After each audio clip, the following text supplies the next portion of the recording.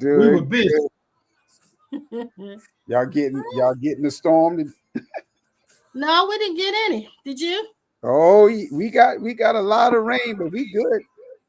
All right. We are Well, good. we're live, so welcome to whoever comes in to Impromptu. This is our normal every weekly impromptu conversation with myself, Tony Sawyer. This is my husband, Clifton, and this is our sidekick co-host, Pastor Norman Armstrong. What's up, And everybody? go ahead, say something. I said hello, everybody. And we've been talking ever since the pandemic, and my husband calls it damn panic. Ever since then, we've been talking about living in the atmosphere of change. Why are you laughing? Living in the atmosphere of change, and so we just continue our conversation. I'm not sure if anybody's going to come in, but if they do, that's fine. If they don't, that's okay too. What you been up to, Pastor Norman? What you preach on Wednesday? Well, I actually did not preach last night because of the storm. We had a lot of rain here and stuff, so I went ahead and canceled because we didn't know what was going to happen. They shut down stores and the schools are closed today as well and so forth. But I mean, we really didn't get hit real bad. We did have a tornado that touched down in Goose Creek, which is only like 15 minutes away from me. Yeah. It flipped the car on top of another car. Oh, so, no. We are glad that the two individuals that were in the car did not get seriously hurt. They had minor injuries, but yeah, there was a tornado that touched down close to our area. Wow. I didn't realize you guys got that much effect from because I know it never did hit as a hurricane. It was a tropical storm, right? Well, when it hit the area in Florida, it was a category 4. But it quickly diminished in power. Yeah. By the time it got to our area, it was a category 1. Okay. It was going quickly diminishing to a tropical storm. So Mount Scorn is more on the west side of South Carolina, going more inland. And so we had a lot of rain. Okay. The wind was not too bad. But yeah, so we did have a few tree limbs here. I'm glad you guys made it through there. Then glad it didn't get any worse than that. But anyway, Laverne's here this afternoon. Hey, Vern. Good to see you. Hey, there's Slice of Rice. I have been listening to different ones on YouTube this morning talking about Christian mysticism. And they mentioned several books that we kind of cut our teeth on. That and I told him that I have come to the realization that we are not necessarily, the two of us are not necessarily prophets, but we are Christian mystics. And Christian mystics, their theme is always union and that connection with God. And so that's been our theme from day one. And there's some one that was mentioned, one who's I don't remember which century, but this is an old Meister Eckhart. I don't know if you've ever heard of him. John Eckhart? No, not him. Meister Eckhart, who's a Christian mystic. He's on the other side. Who wrote lots of books and things. So I put a couple of quotes on here that I think I did. What did I do with them? Yeah, here they are. One of them is this. Listen to this. He says, when the soul wants to experience something, she throws out an image in front of her and then steps into it. Oh, I love that. So I like that. Yeah, that. Then he has one that he said, we are all meant to be mothers of God, for God is always needing to be born. Mm-hmm. I got that. So it's all about the connection. And I wanted to just bring out what we were talking about before we came on live today. We talked so much about union or oneness, but that union has not been fully consummated if the one who is desiring to be unified with God still exists. Mm-hmm. Because when it's consummated, completely finished, there's only one left, and the devotee is gone. Mm-hmm. There's only God left. It's a disappearance of the one who is desiring to be unified. It's like there has to be a swallowing up. God must consume like a fire, and it says that God is a consuming fire, like fire consumes a piece of wood. Mm-hmm. It eventually overtakes the wood, and it enters into the wood to the point where you can even no longer tell it's a piece of wood. All you hear is a bunch of popping and cracking, but eventually it completely absorbs the wood, and the wood is what it is. And that's what God, when union takes place, that's what's supposedly happening to us. Mm-hmm. There is the consuming of that we believe ourselves to be. That's good. That's Yeah. good. That's good. And I love that because we've heard that so many times before. God is a consuming fire, but again, Mhm. a play on words. We interpret that as him destroying rather than, like you just said, just become the totality, and everything just comes into him as one. And can you put that quote up again that you just had about us being mothers to God? We're all meant to be mothers of God, for God is always needing to be born. And that makes sense to me. And because again, going back to the Genesis narrative, when he created everything, it's a statement that made to everything he put a seed in it. All right. Mhm. So that it can reproduce after Mhm. its own kind. All right. Yes. And Yes. so when he made man again in his image and in his likeness, we know again he formed man from the dust of the earth. He put himself into it, but he became the seed to consistently be reproduced. And so that makes sense to me because when we talk about, spirit, soul, and body, we talk about the three components that makes man. But we have to understand when my children was born into the earth, all right, we know that man carried, quote unquote, the seed. But when we get into the Christian circle, we say that we gave birth just to the body or to the shell, but that's not the case. And so I've been thinking about that a lot because when that child is born, that child is more than just the shell, it has soul and spirit. So that lets me know we have the ability to reproduce spiritually as well. Yeah. But when he said we are meant to be mothers of God, for God is always needing to be born, that is a reality. Yes, it is. It's It true is. fact. It's a reality. Even in the material. Yes, Exactly. that's true. That's true. Hello, Antoinette Green, and hello, Phyllis Wilder. It's nice to have you guys with us today. I'm glad you're here. Miss Phyllis, good to see you. Yeah. Antoinette, I got two of you, one here and one there.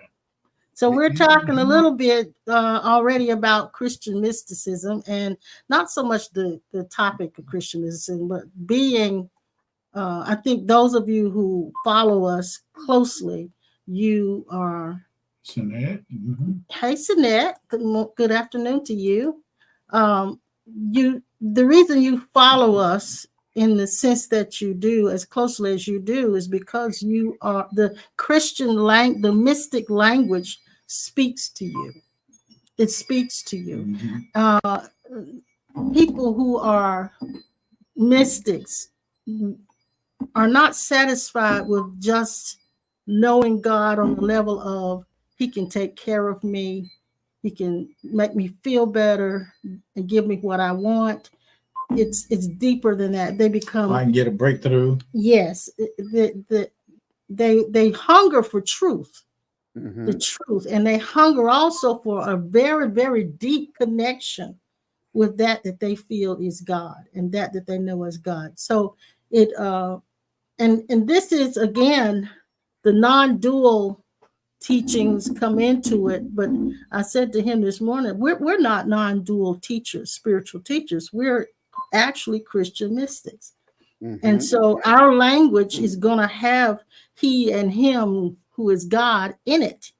It's going to have that language, but it's always Christ-centered and around the oneness of being one, around the actual event of being one with God. And that makes your message totally different than the average pastor, the average church, because very few of them are talking that way.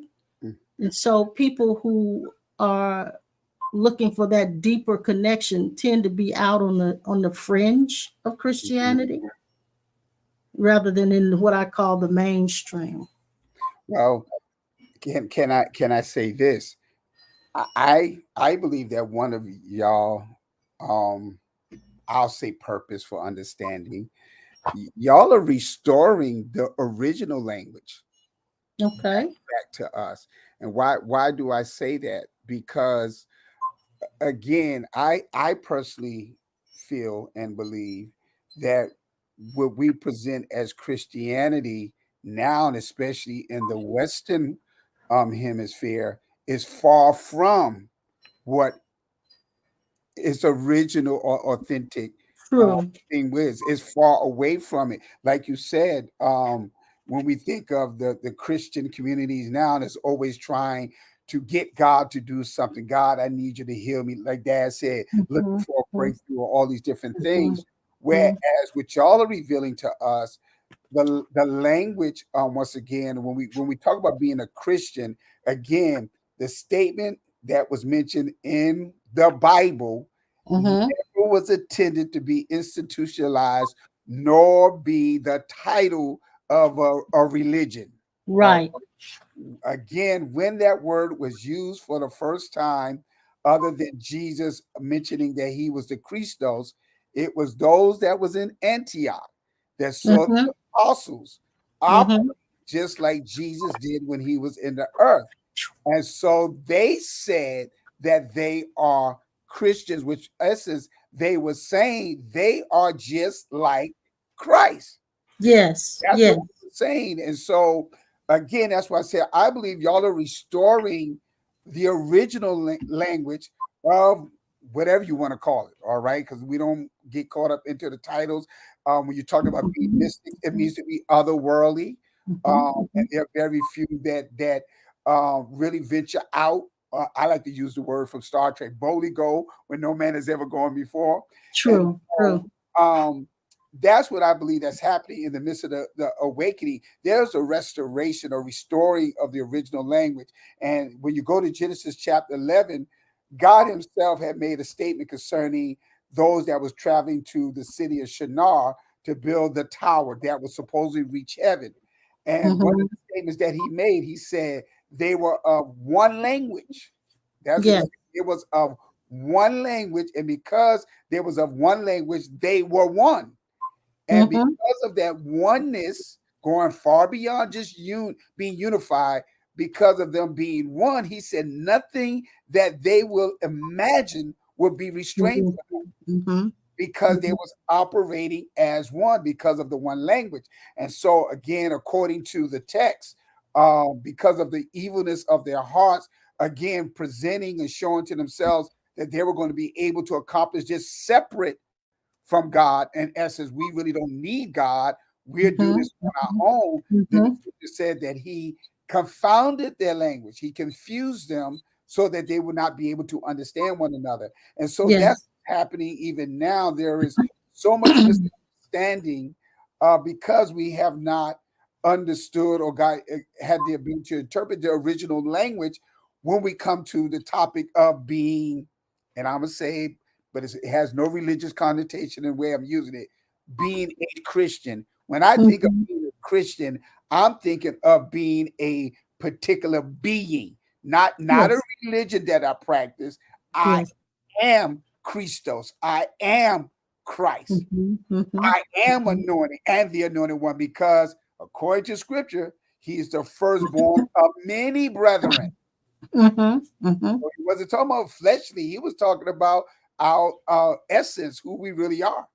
Yeah, I remember when we first came into uh, Christianity, we studied a lot of, we were just drawn to a lot of books by Christian mystics, like Madame Guyon. You remember Yeah, her Madame Guyon. experiencing the revelation of Jesus Christ And the threefold secret of and the Holy Spirit. threefold secret of the Holy Spirit, the practicing the presence of God by Sir Lawrence. Mhm, mhm. We were drawn. Rosalind Rinker. There were a lot of The quiet secret, something about place. the wider place, Wider place, yeah. place, and we were drawn to those I kinds mean, of books. Union Life Ministries. Yeah. I'm traveling and being in these sessions with them. So Norman Grubbs. yeah, Norman Grubb. Yeah, I am that. Yeah. Spontaneous You. Yeah. All of those books. Yeah. So we were drawn to that language, not so much because it was interesting, but because it spoke to us about what we were feeling in our own hearts that was true. I like what Sinette said. She says, based on what you were sharing, Pastor Norman, she says the rebirth of the Christ relationship. Exactly. Yeah, it is that. And which is on this side a process, but when you go trace it back, it is the observance one that never left. You will see him. You will see her. You will see all of him. And there will be no words said, but a knowing that is introduced. But then when knowing is introduced, it is found that knowing is stillness. I paused there because there's no words. There was no words there for me to say. Well, but Jesus exemplified that.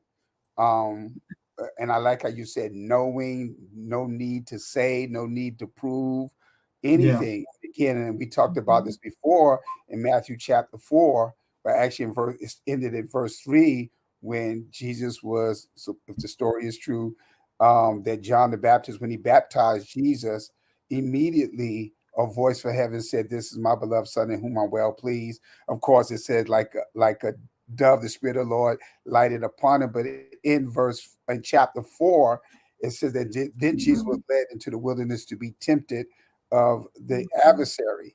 And so if we notice every test or trial that Jesus went through, he never did what was asked. The tempter kept saying, if you be Christ, if you be the Son of God, turn this bread the stone into bread.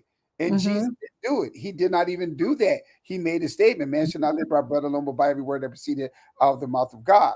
So in all three of those trials or those tests that was presented to him by the tempter, he never performed what was being presented unto him to prove who he was. He knew who he was. He didn't need to prove anything. But it had to be proven to him. And I think that was the purpose of being driven into the wilderness. The Holy Spirit wanted to make sure that Jesus was fixed in that awareness. And that's why it said when he came out in power. Exactly. And then it said that the angels ministered unto him. Yes. And when I was a young teenager, there's a place across from my house where they did what you call stained glass work, installing church glasses. One day, a man named Mr. Hall said, "Cliff, come in, I want to show you something." He had a jar of acid that they used to put on the frames to heat and put the stained glass in. Mm-hmm. They use acid. Mm. And when he said once he took a piece of that lead and dropped it down in that acid. It was like taking soda and putting it in a glass and watching it foam from putting vinegar in it. That acid in that thing, in that jar, ate up that. I mean, it like a shock. It tore it all to pieces instantly. Wow. As years went on,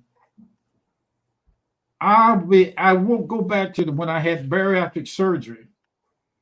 You would think that the acid in the stomach, where did it come from?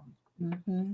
That acid in the stomach is congealed with some other substances inside of us to help digest food. Mm-hmm. The serpent in the wilderness on the staff, it healed people. Yes. Mm-hmm.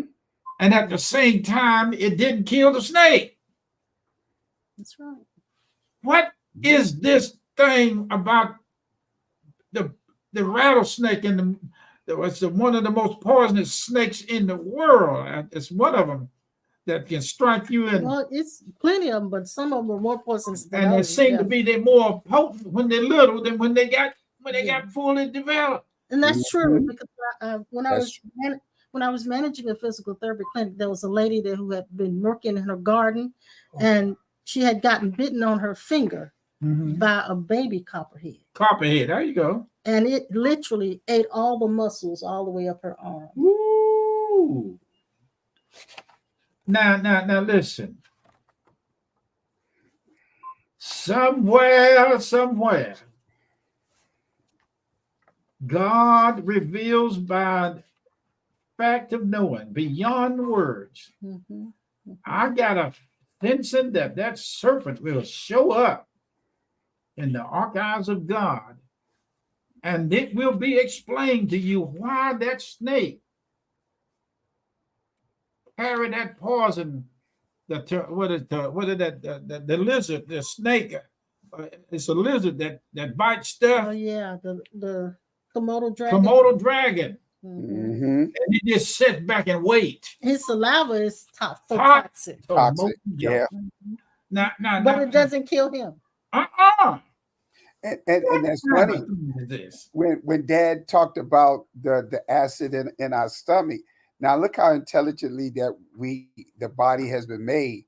The acid that is so strong to absorb and to break down the food that does not eat through our intestines itself. Exactly. Or our stomach itself. I had part of my stomach removed, and you would think that a portion of that acid would be gone. Exactly. It would be gone. It ain't going nowhere. Nope. Better talk to me.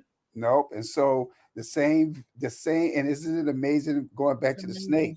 The same venom that can poison a person, and in the case of what our mom just shared, that it ate up the muscle, is the same venom that is used to heal the person. Exactly. Now I'll ask you a question. Exactly. Where is God?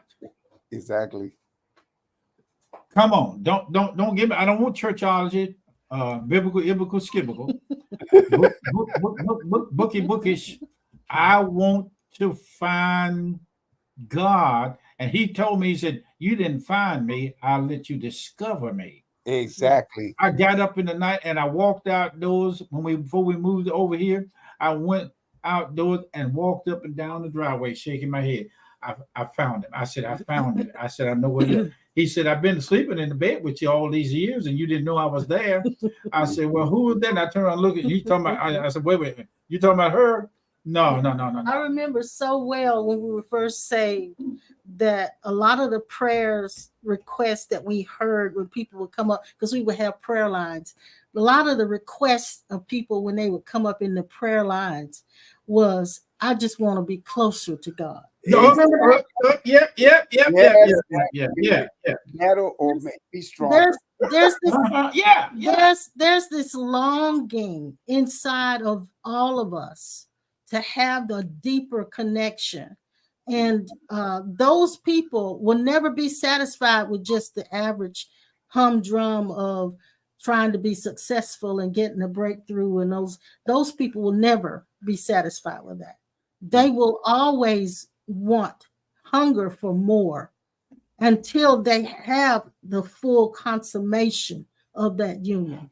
For years, I studied the inner witness. We call it the nudge, or I didn't know what you call it, but I found where it's an inner witness. It's something like it's conscience, and it's a part of us that says even the earth bear witness of God. Mm-hmm. The earth, there's a conscience there. Wait, hold on, wait. You trying to tell me you ain't gonna tell me that an atheist that say I don't believe in God, he don't know the reason why he said that on the reverse. Must be God. Yeah. It's something there that it's something that bugging him to say that. Yeah, because if you didn't believe in it, you wouldn't even mention it. This thing sends chills all up down my inside, like I got like somebody just blowed a cool fan on me. Mm-hmm. Cool water, living water. So to believe in it or not believe in it is admission. Cool water. To believe in it or not believe in it is admission that it is real. Well, even dealing with the atheist, and again, like I said, it deals with the presentation, it deals with the play of words, all that has happened throughout history. When you were here, and I've talked to people who could profess to be an atheist, they will say that they don't believe the God that we're talking about. They believe that there is a divine supreme being, but they don't believe in the God that quote unquote the Christian world talks about. And so again, it's a play on words. We have to remember that God is not his name. He has no name. All right, he just is.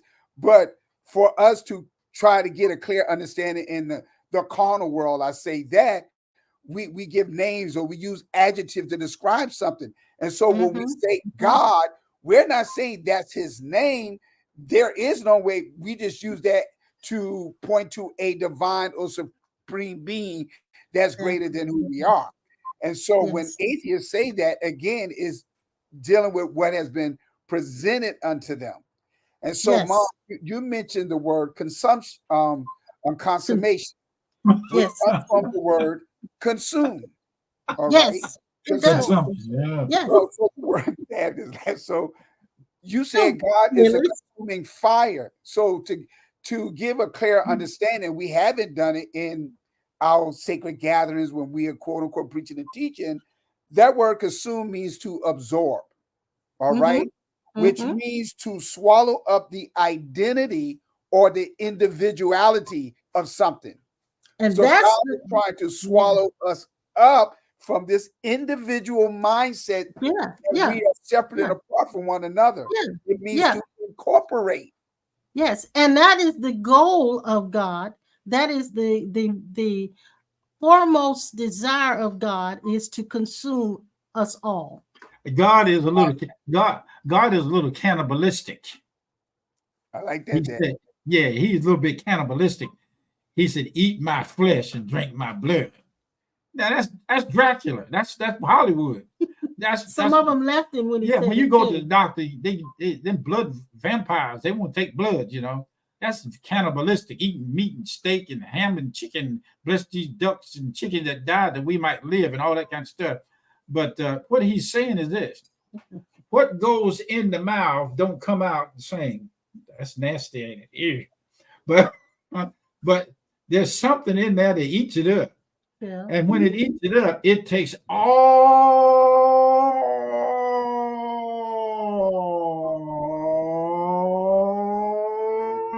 of the essentials. Dad feeling good today, Mom. I guess he does. I didn't realize he felt that good until he sat down here. I don't feel good at all. I really don't. I went to the doctor yesterday, and he said he didn't want to see me back for a year. I said, "Well, doc, I got to see you a bit quicker than that." I said, "I want to see you tomorrow." I said, "We have fun when I go." He's from India somewhere, and I told him, "I don't want to see you with a year. That's too long." I said, "I want to see you tomorrow." He tell that he said. That means that God is the assimilation process. He's an assimilated God. He's an assimilated us. I find it pleasure to sit there and talk to you and find out I'm talking to God and don't have to tell nobody. I look, but sometimes I'll look in their eyes and I'll tell them, I say, look at me. Look at you. I was shown how to see God in your essence, in your whole being. Yeah. You can't see God in homosexuality. He's in there. I ain't said he's going or not going for it, but he's in there as the eternal essence. Cuss the man out. God ain't going nowhere. I told God, I said, if you don't want to take a shower with me, get out. I did. I said, if you don't want to get no shower, I said, I got to do something to this body because it's smelling bad and I got to put some water on it. And I said, now, if you want to don't get wet, just sit out here on the toilet lid and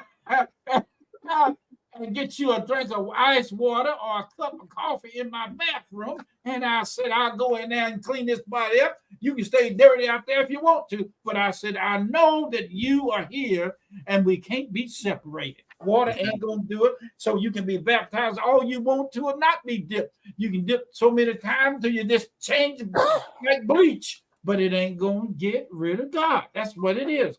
I'm sorry. If you ugly, God's ugly. If you pretty, God's pretty. If you ain't nothing, God ain't nothing. And God is something. And if you want to be something, yeah. He told me one time in the fact, he said, I had my Bible in my pocket and I dropped it in the machine and almost tore it up and I caught it and put it back in my pocket. I said, all of a sudden, I said, everywhere I go, it's Jesus, Jesus, Jesus. I said, everywhere I go, it's you, it's you, it's you. And he said, yeah, that's right. If you want to continue on with me, you're gonna have to see it like this. He told me, he said, and you think I'm gonna quit because you come to work? You think I'm gonna leave you because you decided to go take a break? You think I'm gonna leave you because you're sick? I said, the only time that something will be left is when you get tired. When you get tired of using this body, God and you, or God will leave this body. Exactly. That's it. Exactly. Ain't no, you can hide on the mountains, go to the depths of the sea. You can't get away from it. It's the same way the man was looking for God. He said he went and finding, looking for God, went up on the highest peak, the coldest mountains, the coldest weather, the deepest sea, and the largest neighborhood, and he couldn't find God. So he just settled down and went on back, and he settled down. And when he looked around, he said, God was him looking for himself. Exactly. That's the end of the story right there. Exactly. Chapter 1. And that's I think I shared that before. That's in the Star Trek movie, The Wrath of Khan, when he was looking for God. And when he discovered, quote unquote, the planet where God was, he was looking into this orb. And yeah. The orb revealed wherever face. I remember that. Yeah. They say,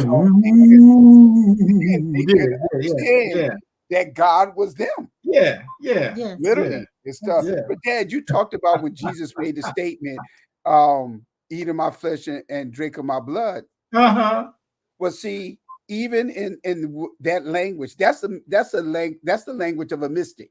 Yeah. All right. Yeah. See, again, he was speaking in mysteries and they could not comprehend what he was saying. He was speaking otherworldly. All right. Yeah. And so in essence, going back to the analogy that you just used, when we eat food, okay, that food is consumed and it becomes part of us. It becomes certain parts of the food is absorbed into our bodies. It becomes one with us, and that which cannot be absorbed is what? This part. So again, that is what Jesus was saying. In essence, he was saying, I want you to consume or become one with me. That's all he was saying. But again, he was speaking in a language that they could not understand. Yes. Yes. Hey, Pastor, I was teaching on marriage, and I said to the married couples, I said in the church, I said, you should go out to your car, and I said, when you get ready to get in the car, open the door for your wife. And what you do? Go ahead. Open the door for your wife and help her get in the car. Now we don't do that all the time, but so this guy, he wasn't really in the church like his wife was, but she helped us find many buildings and locations, and she helped us out and when finding our last building, Cornerstone, the building. And so she said, Pastor Sawyer said, I went out to my car and said, I stood by the door on the passenger side. Said my husband got in the driver's side and sat down, and we were standing there waiting. Exactly. He said he rolled the window down and said, if you're going with me, you better get in the car. Right, he did. He said that. She said, Pastor Sawyer said, I said, you just finished preaching about the man ought to open the door. We don't always do that, you know. And I said, Lord, I said, if your husband just really rubbing it in strong, you know. Oh my goodness. My buddy just came up here. She wants to get in on this. So why you mention all and that? I mentioned that oneness. If she got in, it was him. If she stayed outside, it was him. And in separation, he was willing to let his other self or himself stand outside, and he'd leave her standing there. That's not going to work. You can't leave God standing outside, and you can't put him on the inside because he's all of it. Yeah. Okay, unlike him, I get angry when women touch my door. Oh. I do. I tell them, do not touch my door. You've been trained well. You've been trained well. Pastor, I was going down the street in one of the cars I had, and the window was down, and this prostitute lady was walking the street, and we was living in a neighborhood was kind of rough, but you know, I didn't go for that stuff. She stopped me on the side of the road and said, she knew me in the neighborhood, said, Reverend, said, take me such and such a place. Well, before I could reach the door, she stepped in through the window. I said, hold it, you can't do that. You can't. And she didn't, I mean, she's from the ground in a little bitty Chevrolet Vega. She raised her leg up and stepped in the window like getting in a dune buggy. Hey, I never seen anybody step in a car like that in a little bitty window.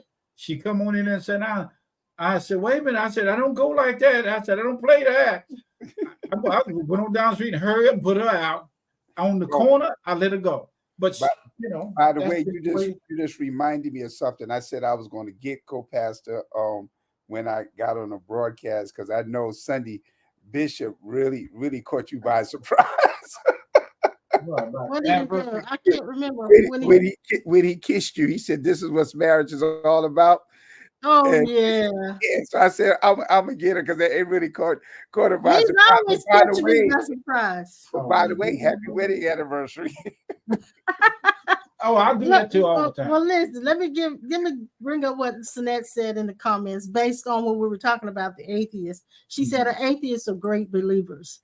And then she says they just don't align with the external angry God, but do not surrender to their own Christ image. I like that. Exactly. Like that. And that's what I was talking about, the presentation. We keep presenting this angry God that his love towards us is based off of a system of conditioning, once again, you know, of a system of rewarding or punishing, trying to get a desired result out of us. And that is not the God we serve. Yeah. That's the truth. There's a saying called the interior way regarding the mystics. It's called the interior way. I wrote this down some time ago. It said everything becomes a way of entering into interior awareness of oneness with God. Wow, that's good. Everything becomes a way of entering into the interior awareness of oneness with God. And so those who are mystics at heart tend to turn inward a lot instead of looking for an external God. They turn inward. I always say in my Christ in me days, because the day that we discovered Christ was in us and not up there was a big turnaround for us. For me particularly, it was a big turnaround because no longer was God remote. God was no longer a remote entity away from me, apart from me. And I could see God here in my being. And then there was a gradual I won't say reawakening, a gradual expanding of that awareness, where I realized that God was not inhabiting me like, I use this analogy, like a raisin in a bun. That raisin is still apart from the bun. It's in it, but it's apart from the bun. Okay. God was inhabiting this as an assimilation. So not only was I consumed, I had been assimilated by God. And that was another awareness for me. Another word for that is, can I finish? Yeah, go ahead. So then there was another awakening or expansion where no longer was God just that assimilated me. There was no me anymore. And the me that's here, everybody thinks it's the same one that was here, but it's not the same one that was here. It's another and that's what it meant when about a new creature. This is a whole different being. It looks like the same one, but it's not the same one. Nope. Go ahead. Exactly. No, go ahead. Yeah. Okay. But I love how you shared that, because that's the stages or the progression of our awareness.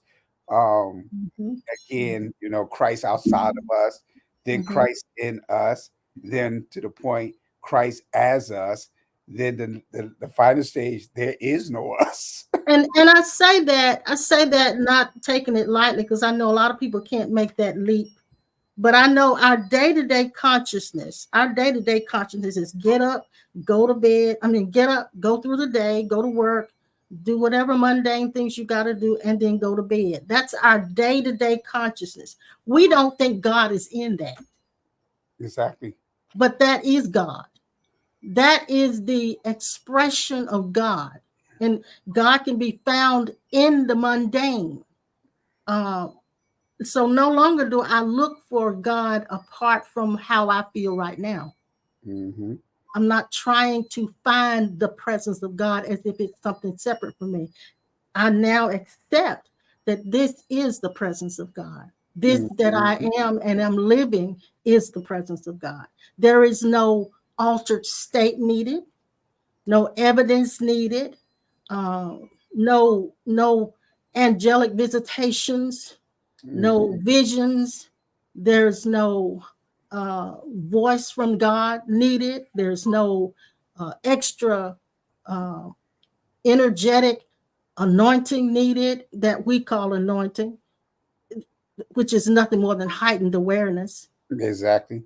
That I am day to day is the expression of God. And now like you said, we didn't find God. We were allowed to discover.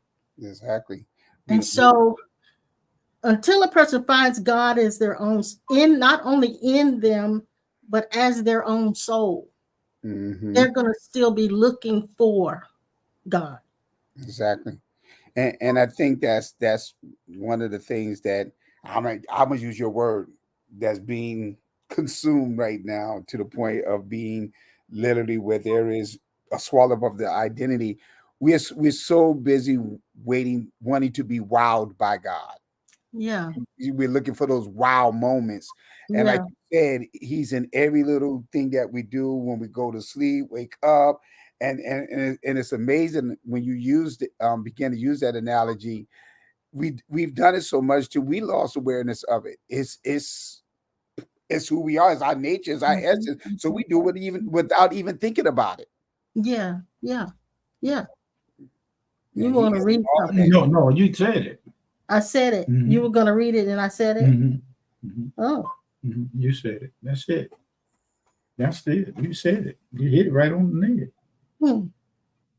Okay. So it doesn't require a, how do I want to put it?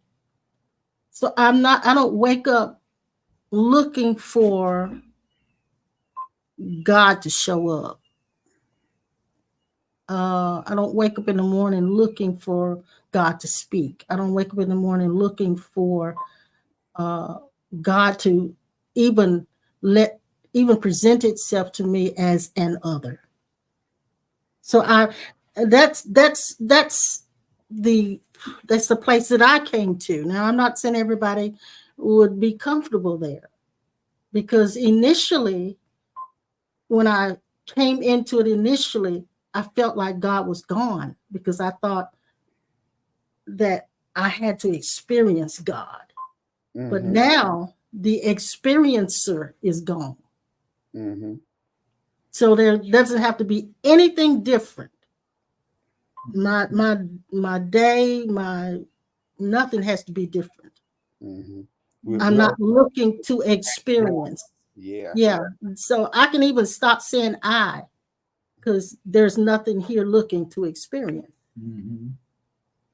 You just made me think about the moment that I had, which was a few years back. I was just at the church, walking around in the sanctuary, meditating, praying, whatever you want to call it, and I heard, "Forget everything that you was taught." Oh yeah, I remember you saying Yeah. that. And I'm gonna be honest, my first reaction was, "The devil is a liar." That was my first reaction, until I realized it was not no devil. It was actually the essence of God saying to me, "Forget about all of my religious conditionings." But aware. the other day we had a couple of people called earlier on the phone, and Dad talks to several people sometimes early in the morning. So sometimes they'll call, and they call him Dad too. And so they were talking about how they were having this bizarre experience. And the bizarre experience was the car engine light came on. Somebody sabotaged the air conditioner at the house. And I mean, there were different things that took place that they felt was a bizarre experience. But in the world that we live in, that's just life. Exactly. That's just life. Remember, I shared that last week concerning what happened with my plumbing. Yeah. And I'm angry, and I'm wanting to bind the enemy and all kind of stuff. Yeah. When it was a simple fix. It's just life. You have to pay no money whatsoever. Yeah, it's just life in this earth plane. That's what it is. We have challenges that we face all the time. There's no enemy.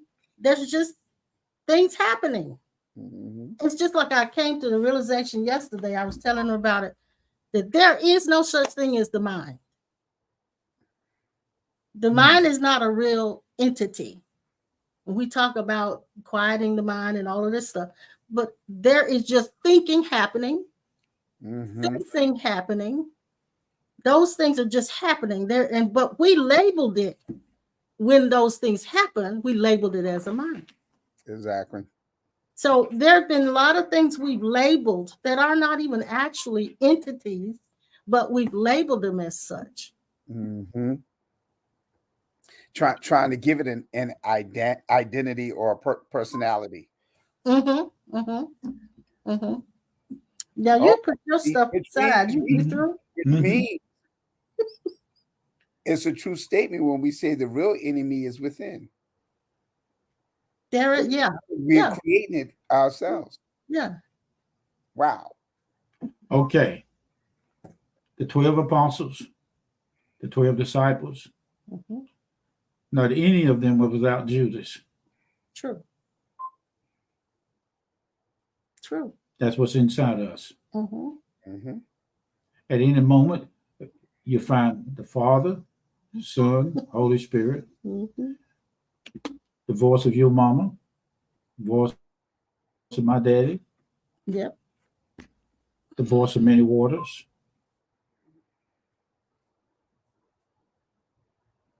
Uh-oh. Something happened.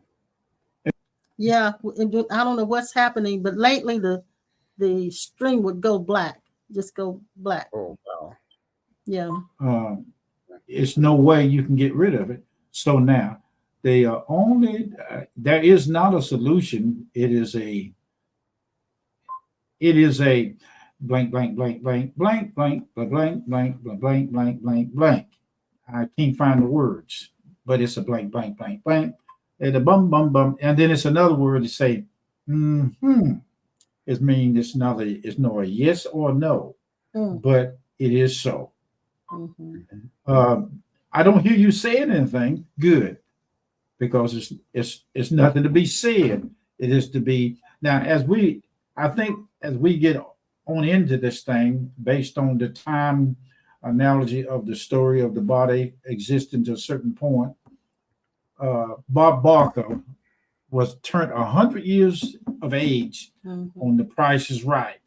Mm-hmm. He was a I true man. think the day before he turned 100, he The passed. day before he turned, he Yep. passed. Yeah. We decided when this was going to be finished, but we didn't decide it by physical birth. Right. Right. We decided before we downsized ourselves and decreased the dimmer button. We turned the dimmer switch to turn. Now I say, who was that to say? Turn out the light. Teddy Pendergrass.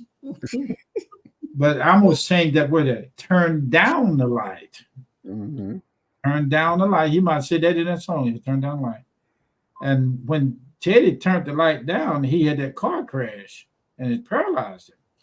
He didn't know that at the time that happened, that was what he signed up for, the way to leave. Yeah. Mm-hmm. I heard somebody say this. This is interesting. That in our in the whole expanse of our lifetime on this earth, there are many exit points.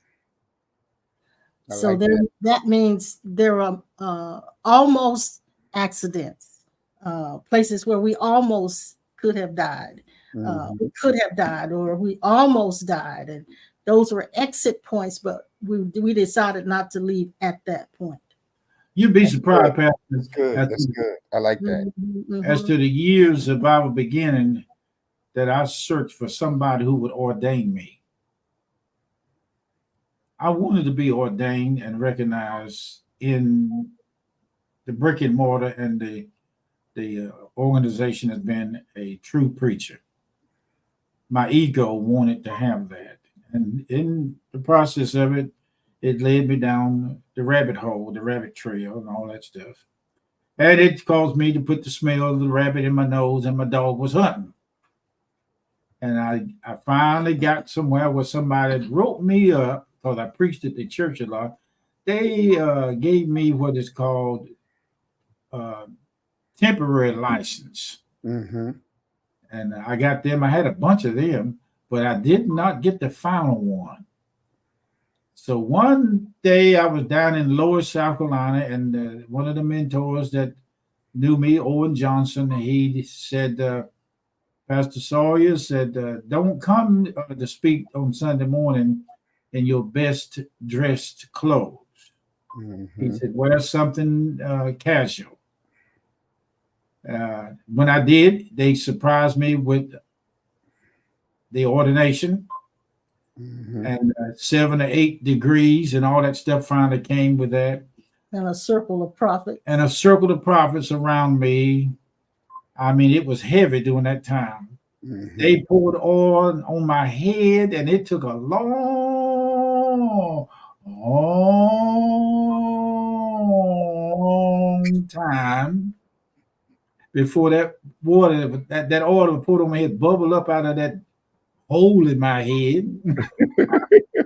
and run all the way down my shoulders, my arms, and covered my whole entire body. My wife said that was one place down there that it didn't hit. If it should have got the rest of it, it missed this place down there. So, dog.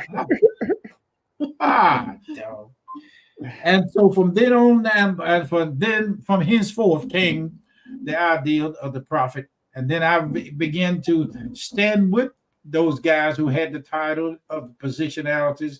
And every time I stood beside it, it was fulfilled what was fulfilled in the Old Testament, that the sons of the prophet stood by the prophet and it bled off on them. I've seen that happen so many times. But in the end of this thing, yeah, I did not know.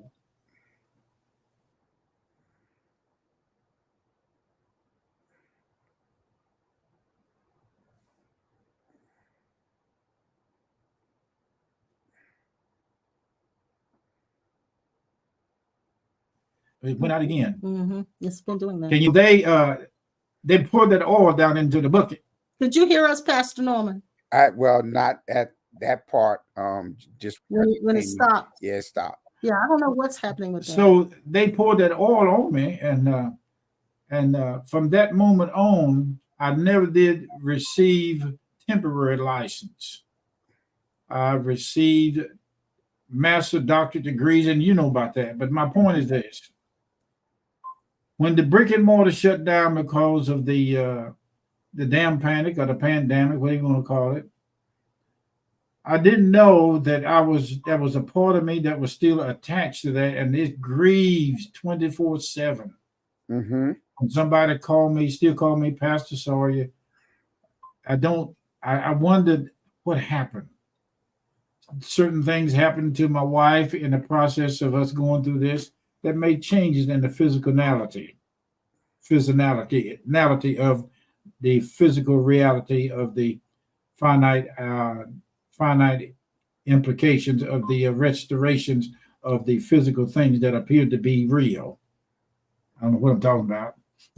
So, but I got you. So anyhow, but I got you.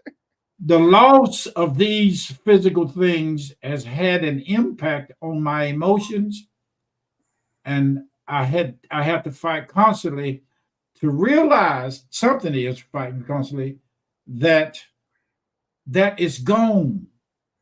Mm-hmm. It's gone. It's only left the remnants of a memory, grief and pain and hurt. I didn't know how much my ego was attached to a positionality. Mm-hmm. Mm-hmm. And there's a part of me that want it back, but I don't want the drama that came with it. Well, you know that if you can't have one without the other. That's right. Let me tell you something. I woke up the other morning in the middle of the night, and I saw what you don't want to see as a seer. I saw baby girl and how she was leaving. I didn't want that. I cried, Lord God.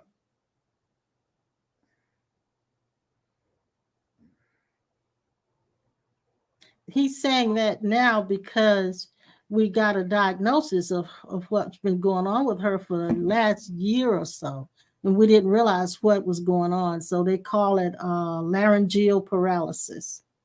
It's which means it's a neurological disorder that eventually could cause two things.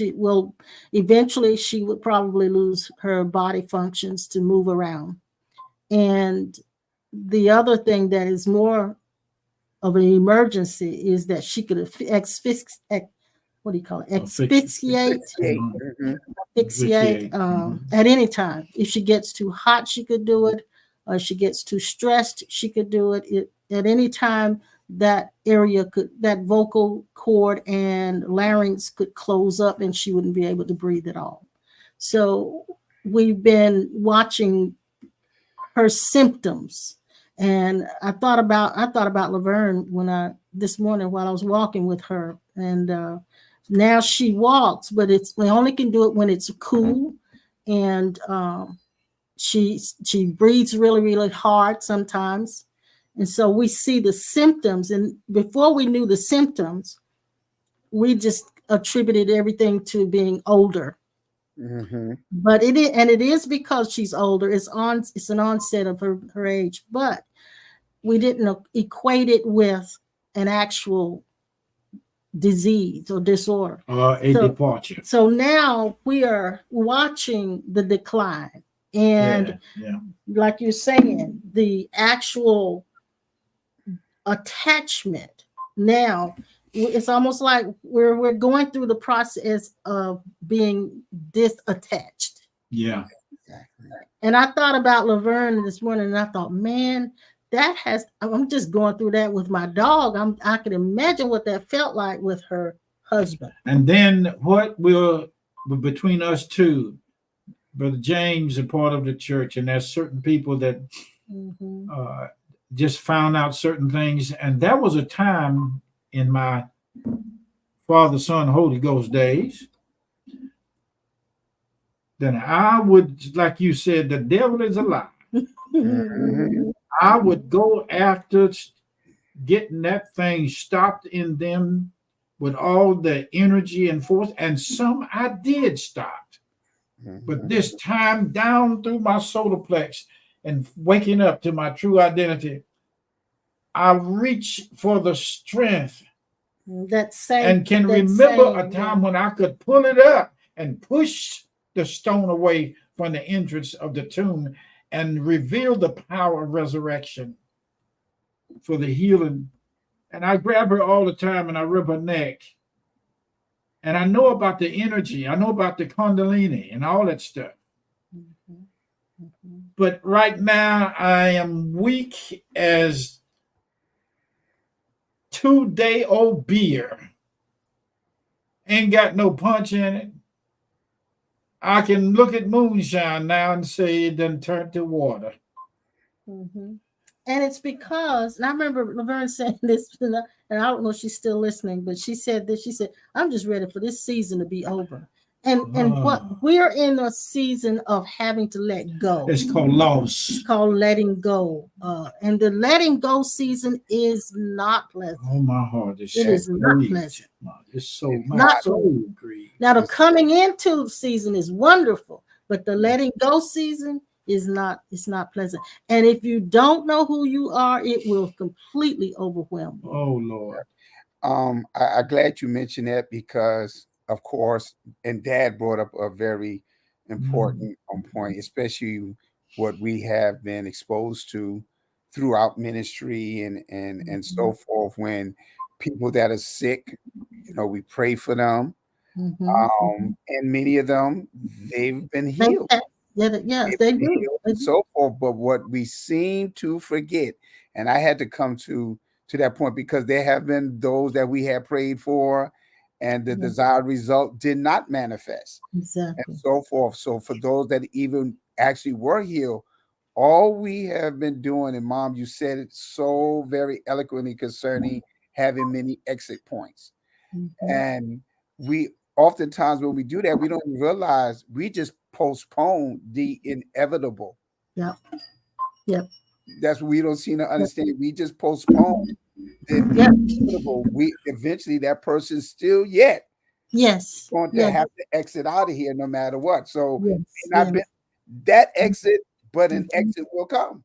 Exactly. So like even like the case of baby girl, our dog, we could probably get surgery for her. They call it a tie back, where they could tie one portion of the larynx to the side and give her more of an opening.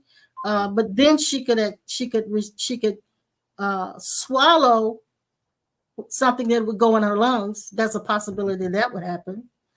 But even if we do that and she's okay at her age, the deterioration of the nerves is still going to happen, so that there's no way to fix that. So it's like we're right between those areas, so that to do something or to do nothing, to do something, to do nothing. So we're right at the point of having to manage it. And you said it, and it's really not our responsibility to produce the result.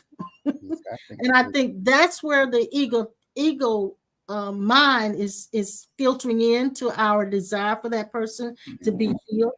Our ego wants to produce the outcome, but in actuality, if I go back to my oneness awareness, they're not sick and they're not dying.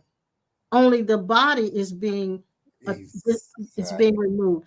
So that's where I have to remember who I am and who they are.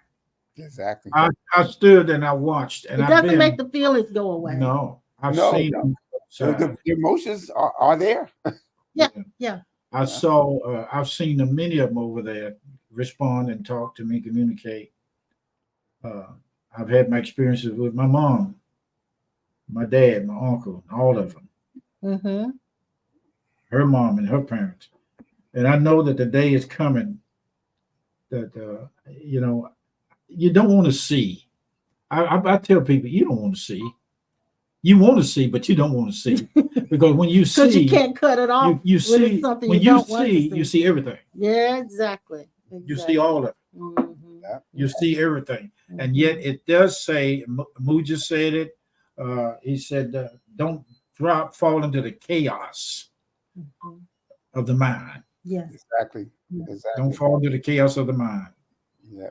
But I find myself that thinking still does happen. I fell in it. And so that all of that takes place. And here's another thing. I don't know what it is. I would say what it is, but I'm not sure yet. If you ever get a glimpse of the light, I saw that light 55 years ago. Wow. That first morning when I met Jesus, say in the finite world, I saw a light coming to me. Mm-hmm. I looked at that light and I reached for it. The harder I reached for it, the more it seemed like it moved away. But when I dropped my hand, the light come to me and hit me. Bam. That was a law. That was a law that you were introduced to. Yeah. That as we let go, that's when it actually. And when the light hit me, it exploded in me. And I looked around. I thought maybe the car light shining, but the front door of the room where I slept, the window was way up. It wasn't no way a car light could get that high. But I looked at, and then it was then that I turned around that morning when I got up and I looked, putting the tie on, and I noticed. First time I was introduced to awareness, and I looked up. To my left, from this side up, was Jesus looking at me like in a remote viewing. I had a chance to experience universal consciousness, the observer, the watcher, the overview, the previews, and everything that was going on. I saw him, and that has been like, it's still now. Mm-hmm. Okay, mm-hmm. Here's my point. Mm-hmm. You don't want to mess with this too much, because I heard one of the ladies that used to preach at our church said, you keep desiring that morning and you'll get it. Well, I said it again. Desire what now? Keep desiring to want to leave. Mm-hmm. And to be that place, But then I found out I am the place that I desire to be. True. Yeah. Now, see, Dad, because you hitting something right now, because you're kind of explaining what, and I think I shared with you guys concerning what our nephew, who he had a massive heart attack back in April, the first part of April, and I shared with you guys, and I'm gonna try to see if we get the video so it could be played maybe one day on Impromptu. But he had the after body death experience where when he had the massive heart attack, he had he saw the light. Mm-hmm. He saw the light, and his description deals with the universal consciousness. He said the beings, which he described as angels, he said, I knew them. Mm-hmm. We knew one another. I knew them. Oh, yeah. He was saying it's hard to explain, but I just knew who they were.